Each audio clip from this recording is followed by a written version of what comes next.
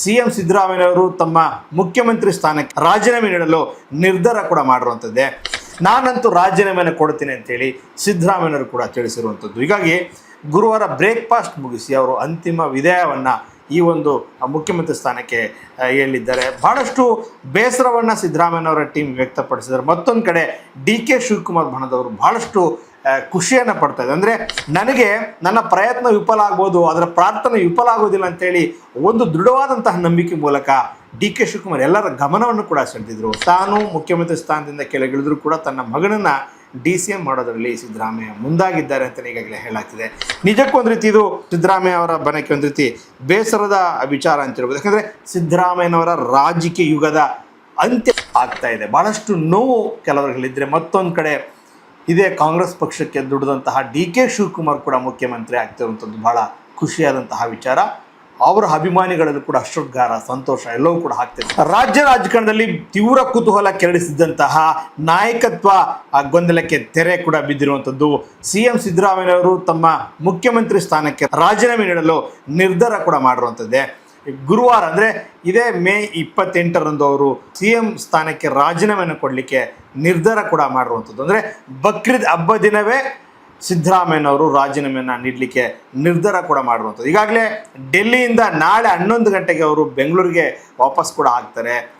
ಪಂಡಿತ್ ಜವಾಹರ್ಲಾಲ್ ನೆಹರು ಅವರ ಒಂದು ಪುಣ್ಯ ಸ್ಮರಣ ಕಾರ್ಯಕ್ರಮದಲ್ಲಿ ಕೂಡ ಅವರು ಆ ಕಾರ್ಯಕ್ರಮವನ್ನು ಮುಗಿಸಿ, ಅಂದರೆ ನೆಹರು ಅವರ ಭಾವಚಿತ್ರಕ್ಕೆ ಪುಷ್ಪಾರ್ಚನೆ ಮಾಡೋ ಮೂಲಕ ಅವರಿಗೆ ಆ ಕಾರ್ಯಕ್ರಮವೇ ಕೊನೆಯದು ಕೂಡ ಆಗುತ್ತೆ. ಅಂದರೆ ಗುರುವಾರ ಮಾರ್ನಿಂಗು ಎಲ್ಲ ಸಚಿವರಿಗೂ ಕೂಡ ವಿದಾಯದ ಒಂದು ಬ್ರೇಕ್ಫಾಸ್ಟ್ ಕೂಡ ಮಾಡಲಿದ್ದಾರೆ ಅಂತೇಳಿ ಈಗಷ್ಟೇ ಮಾಹಿತಿ ಕೂಡ ಬರ್ತಾ ಇದೆ. ನೂತನ ಮುಖ್ಯಮಂತ್ರಿಯಾಗಿ ಈ ವಾರದಲ್ಲೇ ಡಿ ಕೆ ಶಿವಕುಮಾರ್ ಅವರು ಪ್ರಮಾಣ ವಚನವನ್ನು ಸ್ವೀಕರಿಸ್ತಾರೆ ಅಂತಲೇ ಕೂಡ ಈಗಾಗಲೇ ಹೇಳಲಾಗ್ತಿರುವಂಥದ್ದು. ಈ ಬಗ್ಗೆ ಅಂದರೆ ಮುಖ್ಯಮಂತ್ರಿ ಸಿದ್ದರಾಮಯ್ಯ ತಮ್ಮ CM ಸ್ಥಾನಕ್ಕೆ ರಾಜೀನಾಮೆಯನ್ನು ಕೊಡ್ತಾರೆ, ಡಿ ಕೆ ಶಿವಕುಮಾರ್ ಅವರು ಮುಖ್ಯಮಂತ್ರಿ ಆಗ್ತಾರೆ ಅಂತೇಳಿ ಇಲ್ಲಿವರೆಗೂ ಕೂಡ ಕಾಂಗ್ರೆಸ್ ಪಕ್ಷದ ಹೈಕಮಾಂಡ್ ನಾಯಕರು ಯಾರೂ ಕೂಡ ಹೇಳಿಲ್ಲ. ಇವೆಲ್ಲವೂ ಕೂಡ ರಾಷ್ಟ್ರೀಯ ಸುದ್ದಿವಾಹಿನಿಗಳಲ್ಲಿ ಕೂಡ ಈಗಾಗಲೇ ಬರ್ತಿರುವಂಥದ್ದು.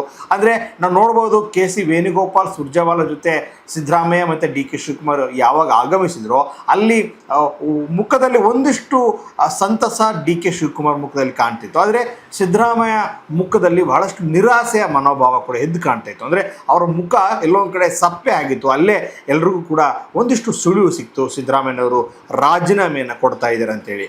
ಈಗಾಗಲೇ ಆಚೆ ಬಂದ ನಂತರ KC ವೇಣುಗೋಪಾಲ್ ಅವರು ರಾಜ್ಯಸಭಾ ಚುನಾವಣೆಗೆ ಸಂಬಂಧಪಟ್ಟಂತೆ ಮಾತ್ರ ಚರ್ಚೆ ಆಯಿತು ಅಂತ ಹೇಳಿದ್ರು ಕೂಡ ಎಲ್ಲೋ ಒಂದು ಕಡೆ ಸಿದ್ದರಾಮಯ್ಯನವರ ನಾಯಕತ್ವಕ್ಕೆ ಪೆಟ್ಟು ಬಿದ್ದಿದೆ ಅಂತೇಳಿ ಸ್ಪಷ್ಟವಾಗಿ ಗೋಚರಿಸ್ತಿದ್ವು.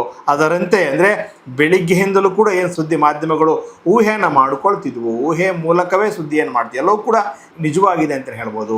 CM ಸ್ಥಾನಕ್ಕೆ ರಾಜೀನಾಮೆ ನೀಡಲಿಕ್ಕೆ ಸಿದ್ದರಾಮಯ್ಯ ನಿರ್ಧಾರ ಮಾಡಿದ್ದಾರೆ ಅಂತೇಳಿ ಹೇಳಲಾಗ್ತಿದೆ. ಒಂದು ಸಂದರ್ಭದಲ್ಲಿ ಸಿದ್ದರಾಮಯ್ಯನವರ ಆಪ್ತ ಸಚಿವರು ನೀವು ಯಾವುದೇ ಕಾರಣಕ್ಕೂ ರಾಜೀನಾಮೆಯನ್ನು ಕೊಡಬಾರ್ದು ಅಂತೇಳಿ ಪಟ್ಟು ಹಿಡಿತಾ ಇದ್ದಾರೆ. ಸಿದ್ದರಾಮಯ್ಯನವರು ಒಂದೇ ಮಾತು ಹೇಳ್ತಾ ಇದ್ದಾರೆ, ನಾನು ಕೊಟ್ಟ ಮಾತಿನಂತೆ ನಡ್ಕೊಳ್ತಾ ಇದ್ದೇನೆ. ನನಗೆ ರಾಹುಲ್ ಗಾಂಧಿ ಅವರು ಮಾತು ಕೊಟ್ಟಿದ್ದಾರೆ, ಅವರ ಮಾತನ್ನು ನಾನು ಉಳಿಸ್ಕೊಳ್ತೇನೆ. ಅಂದರೆ ಕೊಟ್ಟ ಮಾತಿನಂತ ನಾನು ನಡ್ಕೊಳ್ತೇನೆ, ರಾಹುಲ್ ಗಾಂಧಿ ಮಾತನ್ನು ನಾನು ಕೇಳ್ತೇನೆ, ನಾನು ಅವ್ರ ಮಾತನ್ನು ಮೀರೋದಿಲ್ಲ ಅನ್ನುವಂತಹ ಸ್ಪಷ್ಟವಾದಂತಹ ತಮ್ಮ ಸ್ಟೇಟ್ಮೆಂಟನ್ನು ಈಗಾಗಲೇ ಆಪ್ತ ಸಚಿವರಿಗೂ ಕೂಡ ಕೊಟ್ಟಿದ್ದಾರೆ. ಕೇವಲ ನೀವು ಬೇಕಾದ್ರೆ ನೀವು ಹೋಗಿ ಮಾತನಾಡ್ಕೊಳ್ಳಿ ರಾಹುಲ್ ಗಾಂಧಿ ಜೊತೆ, ನಾನಂತೂ ರಾಜೀನಾಮೆಯನ್ನು ಕೊಡ್ತೀನಿ ಅಂತೇಳಿ ಸಿದ್ದರಾಮಯ್ಯನವರು ಕೂಡ ತಿಳಿಸಿರುವಂಥದ್ದು. ಹೀಗಾಗಿ ಗುರುವಾರ ಬ್ರೇಕ್ಫಾಸ್ಟ್ ಮುಗಿಸಿ ಅವರು ಅಂತಿಮ ವಿದಾಯವನ್ನು ಈ ಒಂದು ಮುಖ್ಯಮಂತ್ರಿ ಸ್ಥಾನಕ್ಕೆ ಹೇಳಿದ್ದಾರೆ. ಬಹಳಷ್ಟು ಬೇಸರವನ್ನು ಸಿದ್ದರಾಮಯ್ಯನವರ ಟೀಮ್ ವ್ಯಕ್ತಪಡಿಸಿದ್ದಾರೆ. ಮತ್ತೊಂದು ಕಡೆ ಡಿ ಕೆ ಶಿವಕುಮಾರ್ ಬಣದವರು ಬಹಳಷ್ಟು ಖುಷಿಯನ್ನು ಪಡ್ತಾ ಇದೆ. ಅಂದರೆ ಅವರ ಪೂಜೆಗೆ ಈ ಒಂದು ಫಲ ಸಿಕ್ಕಿದೆ ಅಂತಲೇ ಹೇಳ್ಬೋದು. ಯಾಕಂದರೆ ಹಲವಾರು ವರ್ಷಗಳಿಂದಲೂ ಕೂಡ ಅವರು ಮುಖ್ಯಮಂತ್ರಿ ಆಗಬೇಕು ಅನ್ನುವಂತಹ ನಿಟ್ಟಿನಲ್ಲಿ ಸಾಕಷ್ಟು ಹೋರಾಟಗಳನ್ನ ಮಾಡ್ತಾಯಿದ್ರು. ಹೈಕಮಾಂಡ್ ಜೊತೆ ನಿರಂತರವಾದಂಥ ಒಂದು ಸಂಪರ್ಕವನ್ನು ಇಟ್ಕೊಂಡಿದ್ರು. ನನಗೆ ನನ್ನ ಪ್ರಯತ್ನ ವಿಫಲ ಆಗ್ಬೋದು, ಅದರ ಪ್ರಾರ್ಥನೆ ವಿಫಲ ಆಗೋದಿಲ್ಲ ಅಂತೇಳಿ ಒಂದು ದೃಢವಾದಂತಹ ನಂಬಿಕೆ ಮೂಲಕ ಡಿ ಕೆ ಶಿವಕುಮಾರ್ ಎಲ್ಲರ ಗಮನವನ್ನು ಕೂಡ ಸೆಳೆದಿದ್ರು. ನನಗೆ ಪಕ್ಷದ ಹೈಕಮಾಂಡ್ ಇದೆ, ನನ್ನ ಪರವಾಗಿದೆ, ನನಗೆ ನನ್ನ ಆಸೆಯನ್ನು, ನನ್ನ ಬಯಕೆಯನ್ನು ಈಡೇರಿಸುತ್ತೆ ಅನ್ನುವಂತಹ ದೃಢವಾದ ನಂಬಿಕೆಯನ್ನು ಇಟ್ಕೊಂಡಿದ್ರು. ಆ ನಂಬಿಕೆಯನ್ನು ಇವತ್ತು ಹೈಕಮಾಂಡ್ ಕೂಡ ಈಡೇರಿಸ್ತಿರುವಂಥದ್ದು. ನಿಜಕ್ಕೂ ಡಿ ಕೆ ಶಿವಕುಮಾರ್ ಹೋರಾಟ ಈ ರೀತಿಯೂ ಇತ್ತು. ಯಾಕಂದರೆ ಸಿದ್ದರಾಮಯ್ಯನವರು ಪದೇ ಪದೇ ಮಾಧ್ಯಮಗಳ ಜೊತೆ ಮಾತನಾಡುವಂತಹ ಸಂದರ್ಭ ಒಂದು ಮಾತನ್ನು ಹೇಳ್ತಾ ಇದ್ರು, ಹೈಕಮಾಂಡ್ ಕರೆದಾಗ ನಾನು ಹೋಗ್ತೀನಿ ಡೆಲ್ಲಿಗೆ ಅಂತೇಳಿ. 25ನೇ ತಾರೀಕು ಆ ಕಾಲ್ ಬಂದೇ ಬಿಡ್ತು, 20 ತಾರೀಕಿಗೆ ಡೆಲ್ಲಿಗೆ ಬರಬೇಕು ನೀವು ಅಂತೇಳಿ. ಅವತ್ತೇ ಎಲ್ಲರಿಗೂ ಕೂಡ ಸುಳಿವು ಸಿಕ್ತು. ಆ ಡೆಲ್ಲಿಯ ಮಹತ್ವದ ರಹಸ್ಯ ಸಭೆಯ ಗುಟ್ಟೆ ಈ ನಾಯಕತ್ವ ಬದಲಾವಣೆ. ಸಿದ್ದರಾಮಯ್ಯನವರಿಗೆ ರಾಷ್ಟ್ರ ರಾಜಕಾರಣ ಕಳಿಸಲಿಕ್ಕೆ ಪಕ್ಷದ ಹೈಕಮಾಂಡ್ ಕೂಡ ಒಪ್ಪಿಗೆಯನ್ನು ಕೊಟ್ಟಿದೆ. ರಾಜ್ಯಸಭಾ ಸದಸ್ಯರಾಗಿ ಅವರು ರಾಷ್ಟ್ರ ರಾಜಕಾರಣಕ್ಕೆ ಸಿದ್ದರಾಮಯ್ಯ ಹೋಗ್ತಾರೆ ಅಂತಲೇ ಹೇಳಲಾಗ್ತದೆ. ಏನೋ ಅವರ ಪುತ್ರ ಯತೀಂದ್ರ ಅವ್ರಿಗೂ ಕೂಡ DCM ಸ್ಥಾನ ಹೊಲಿಬೋದು. ಜೊತೆಗೆ ಅವರ ಜೊತೆ ಸತೀಶ್ ಜಾರಕಿಹೊಳಿ, ಪರಮೇಶ್ವರು ಮತ್ತು MB ಪಾಟೀಲ್ ಒಟ್ಟು 4 ಮಂದಿ ಸಚಿವರು DCM ಆಗುವಂತಹ ಸಾಧ್ಯತೆಗಳಿದೆ ಅಂತಲೇ ಹೇಳಲಾಗ್ತದೆ. ಅಂದರೆ DK ಶಿವಕುಮಾರ್ CM ಆದರೆ ಎಲ್ಲರೂ ಕೂಡ 4 ಮಂದಿ DCM ಕೂಡ ಆಗ್ತಾರೆ. ಎಲ್ಲೊಂದು ಕಡೆ ತಾನು ಮುಖ್ಯಮಂತ್ರಿ ಸ್ಥಾನದಿಂದ ಕೆಳಗಿಳಿದ್ರೂ ಕೂಡ ತನ್ನ ಮಗನನ್ನು DCM ಮಾಡೋದರಲ್ಲಿ ಸಿದ್ದರಾಮಯ್ಯ ಮುಂದಾಗಿದ್ದಾರೆ ಅಂತಲೇ ಈಗಾಗಲೇ ಹೇಳಲಾಗ್ತಿದೆ. ನಿಜಕ್ಕೂ ಒಂದು ರೀತಿ ಇದು ಸಿದ್ದರಾಮಯ್ಯ ಅವರ ಬನಕ್ಕೆ ಒಂದು ರೀತಿ ಬೇಸರದ ವಿಚಾರ ಅಂತ ಹೇಳ್ಬೋದು. ಯಾಕಂದರೆ ಸಿದ್ದರಾಮಯ್ಯನವರ ರಾಜಕೀಯ ಯುಗದ ಅಂತ್ಯ ಕೂಡ ಆಗ್ತಾಯಿದೆ. ಬಹುಶಃ ಯಾರು ಕೂಡ ಊಹೆಯನ್ನು ಮಾಡಿಕೊಂಡಿರಲಿಲ್ಲ. ಈ ಅವಧಿಯನ್ನು ಕೂಡ ಸಿದ್ದರಾಮಯ್ಯ ಪೂರ್ಣಗೊಳಿಸ್ತಾರೆ ಅಂತಲೇ ಹೇಳಲಾಗ್ತಿತ್ತು. ಆದರೆ ಇಂತಹ ಒಂದು ಸ್ಥಿತಿ ಸಿದ್ದರಾಮಯ್ಯನವರಿಗೆ ಬಂತಲ್ಲ ಅನ್ನುವಂಥದ್ದು ಅವರ ಅಭಿಮಾನಿಗಳ ಒಂದು ಆತಂಕ ಕೂಡ ಆಗಿರುವಂಥದ್ದು. ಸಿದ್ದರಾಮಯ್ಯ ಅವರ ನಿರ್ಗಮನವು ಕರ್ನಾಟಕ ರಾಜಕಾರಣದಲ್ಲಿ ಒಂದು ಪ್ರಭಾವಿ ಸಮಾಜವಾದಿ ಮತ್ತು ಅಹಿಂದ ಯುಗದ ಆಡಳಿತದ ಮುಕ್ತಾಯವನ್ನು ಕೂಡ ಸೂಚಿಸುತ್ತೆ. ಯಾವುದೇ ರಾಜಕೀಯ ಬಿಕ್ಕಟ್ಟಿಗೆ ಆಸ್ಪದ ನೀಡದೆ ಹೈಕಮಾಂಡ್ ತೀರ್ಮಾನಕ್ಕೆ ತಲೆಬಾಗಿ ಗೌರವಯುತವಾಗಿ ಸ್ಥಾನವನ್ನು ಬಿಟ್ಕೊಡ್ತಿರುವಂಥದ್ದು ಅವರ ರಾಜಕೀಯ ಪಕ್ವತೆಯನ್ನು ಕೂಡ ತೋರಿಸ್ತಿರುವಂಥದ್ದು. ಇನ್ನು ಮುಂದೆ ವಿಧಾನಸೌಧದ ಆ ಒಂದು ಮುಖ್ಯಮಂತ್ರಿ ಚೇರ್ ಮೇಲೆ ಆ ಕಾವಿ ಪಂಚೆ, ಹೆಗಲ ಮೇಲಿನ ಟವಲು, ಮುಖದ ಮೇಲಿನ ಆ ಗಂಭೀರತೆ ಮತ್ತು ನೇರ ನುಡಿಯ ಸಿದ್ದರಾಮಯ್ಯ ಕಾಣಿಸೋದಿಲ್ಲ. ಕುರಿ ಕಾಯುವ ಹುಡುಗನೊಬ್ಬ ಇಡೀ ರಾಜ್ಯದ ಹಸಿವು ನೀಗಿಸುವ ಅನ್ನದಾತನಾಗಿ ಬೆಳೆದು ಇಂದು ಇಡೀ ನಾಡಿನ ಜನ ಕಣ್ಣೀರು ಇಡುತ್ತಿರುವಾಗ ಹೆಮ್ಮೆಯಿಂದ ರಾಜೀನಾಮೆ ಪತ್ರವನ್ನು ಹಿಡ್ಕೊಂಡು ಹೊರ ನಡೀತಿದ್ದಾರೆ. ಇದು ಕೇವಲ ಅಧಿಕಾರದ ಹಸ್ತಾಂತರವಲ್ಲ, ಕರ್ನಾಟಕ ರಾಜಕಾರಣದ ಅತ್ಯಂತ ಪ್ರೀತಿಯ ಕೊಂಡಿಯೊಂದರ ಭಾವುಕ ವಿಧೇಯ ಅಂತಲೇ ಹೇಳ್ಬೋದು. ಸಿದ್ದರಾಮಯ್ಯ ಕೇವಲ ಒಬ್ಬ ರಾಜಕಾರಣಿಯಲ್ಲ, ಅವರು ಸಮಾಜದ ಕೆಳಸ್ತರದಿಂದ ಬಂದ ಹೋರಾಟಗಾರ. ಮೈಸೂರಿನ ಸಿದ್ದರಾಮಯ್ಯನುಂಡಿ ಎಂಬ ಪುಟ್ಟ ಹಳ್ಳಿಯಲ್ಲಿ ಕುರಿ ಕಾಯುತ್ತಿದ್ದ ಬಾಲಕ ಇಂದು ಇಡೀ ಕರ್ನಾಟಕ ಆಳಿದ ಧೀಮಂತ ನಾಯಕನಾಗಿ ಬೆಳೆದ ಕಥೆ ಒಂದು ಅದ್ಭುತ ರೋಮಾಂಚನ. ಅಹಿಂದ ವರ್ಗದ ಜನರಿಗೆ ಇವರೇ ಸುಪ್ರೀಂ ನಾಯಕ. ನಮಗೊಬ್ಬ ಅಣ್ಣ ಇದ್ದಾರೆ, ನಮ್ಮ ಪರವಾಗಿ ವಿಧಾನಸೌಧದಲ್ಲಿ ಧ್ವನಿ ಎತ್ತಲು ಸಿದ್ದರಾಮಯ್ಯ ಇದ್ದಾರೆ ಎಂದು ನಂಬಿದ್ದ ಕೋಟ್ಯಂತರ ಶೋಷಿತ ಜನರಿಗೆ ಈ ವಿದಾಯ ಅನಾಥ ಪ್ರಜ್ಞೆ ಮೂಡಿಸುವಂತಿದೆ.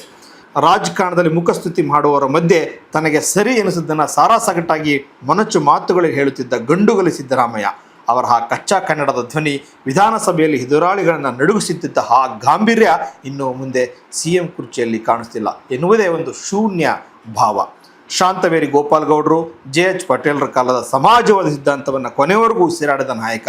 ಈ ವಿದಾಯದೊಂದಿಗೆ ಕರ್ನಾಟಕ ರಾಜಕಾರಣದ ಒಂದು ತಾತ್ವಿಕ ಸೌಂದರ್ಯದ ಯುಗವೇ ಮುಗಿದಂತಾಗಿದೆ. ಸಿದ್ದರಾಮಯ್ಯ ಎಂದ ತಕ್ಷಣ ಜನಸಾಮಾನ್ಯರಿಗೆ ನೆನಪಾಗುವುದು ಅನ್ನಭಾಗ್ಯ ಮತ್ತು ಕ್ಷೀರಭಾಗ್ಯ. ರಾಜ್ಯದಲ್ಲಿ ಯಾರೂ ಹಸಿವಿನಿಂದ ಮಲಗಬಾರದು ಎಂಬ ಅವರ ಕಾಳಜಿ ಅವರನ್ನು ಕೇವಲ ರಾಜಕಾರಣಿಯಾಗಿ ಮಾಡದೆ ಜನರ ಪಾಲಿನ ಅನ್ನದಾತನಾಗಿ ಮಾಡಿತು. ಬಡವರ ಮನೆಯ ಒಲೆ ಉರಿಯುವಾಗ ಸಿದ್ದರಾಮಯ್ಯ ಹೆಸರು ನೆನಪಾಗುವುದು ಅವರ ರಾಜಕೀಯ ಅತಿ ದೊಡ್ಡ ಗಳಿಕೆ. ಮುಖ್ಯಮಂತ್ರಿ ಆಗಿದ್ದ ಅವಧಿಯಲ್ಲೇ ಪ್ರಾಣಕ್ಕಿಂತ ಹೆಚ್ಚಾಗಿ ಪ್ರೀತಿಸುತ್ತಿದ್ದ ಹಿರಿಯ ಮಗ ರಾಕೇಶ್ನನ್ನು ಕಳೆದುಕೊಂಡ ತಂದೆಯ ದುಃಖವನ್ನು ಇಡೀ ಕರ್ನಾಟಕ ಕಣ್ಣೀರಿನಿಂದ ನೋಡಿತ್ತು. ಅಂತಹ ದೊಡ್ಡ ವೈಯಕ್ತಿಕ ಆಘಾತಗಳ ನಡುವೆಯೂ ಕಣ್ಣೀರು ಒರೆಸಿಕೊಂಡು ರಾಜ್ಯವನ್ನು ಮುನ್ನಡೆಸಿದ ಧೀರ ಸಿದ್ದರಾಮಯ್ಯ. ರಾಜಕೀಯದ ಹೇಳು ಬೀಳುಗಳು, ಇತ್ತೀಚಿನ ಆರೋಪಗಳು ಏನೇ ಇರಲಿ, ಹೈಕಮಾಂಡ್ ಮಾತಿಗೆ ಕಟ್ಟುಬಿದ್ದು ಆಟ ಹಿಡಿಯದೆ ರಾಜೀನಾಮೆ ನೀಡುತ್ತಿರುವುದು ಅವರ ರಾಜಕೀಯ ಪ್ರಬುದ್ಧತೆಗೆ ಸಾಕ್ಷಿ. CM ಕುರ್ಚಿಯಿಂದ ಅವರು ಇಳಿತಿರ್ಬೋದು, ಆದರೆ ಜನರ ಮನಸ್ಸಿನಲ್ಲಿ ಸಿಂಹಾಸನದಿಂದ ಅವರನ್ನು ಇಳಿಸಲು ಯಾರಿಂದಲೂ ಸಾಧ್ಯವಿಲ್ಲ ಅನ್ನುವಂಥದ್ದು ಭಾಳ ದೃಢವಾದಂತಹ ನಂಬಿಕೆ. ಇಂತಹ ಸಿದ್ದರಾಮಯ್ಯನವರ ರಾಜಕಾರಣದ ಯುಗಾಂತ್ಯ ಆಗ್ತಾ ಇದೆ. ಭಾಳಷ್ಟು ನೋವು ಕೆಲವರುಗಳಿದ್ದರೆ, ಮತ್ತೊಂದು ಕಡೆ ಇದೇ ಕಾಂಗ್ರೆಸ್ ಪಕ್ಷಕ್ಕೆ ದುಡಿದಂತಹ DK ಶಿವಕುಮಾರ್ ಕೂಡ ಮುಖ್ಯಮಂತ್ರಿ ಆಗ್ತಿರುವಂಥದ್ದು ಭಾಳ ಖುಷಿಯಾದಂತಹ ವಿಚಾರ. ಅವರ ಅಭಿಮಾನಿಗಳಲ್ಲೂ ಕೂಡ ಹರ್ಷೋದ್ಗಾರ, ಸಂತೋಷ ಎಲ್ಲವೂ ಕೂಡ ಆಗ್ತಿದೆ. ಯಾಕಂದರೆ ಕಾಂಗ್ರೆಸ್ ಪಕ್ಷವನ್ನು ಕಟ್ಟಿದ್ದಂತಹ ಧೀಮಂತ ನಾಯಕ ಮತ್ತೊಬ್ಬ ಯಾರಿದ್ದರೆ ಅದು DK ಶಿವಕುಮಾರ್.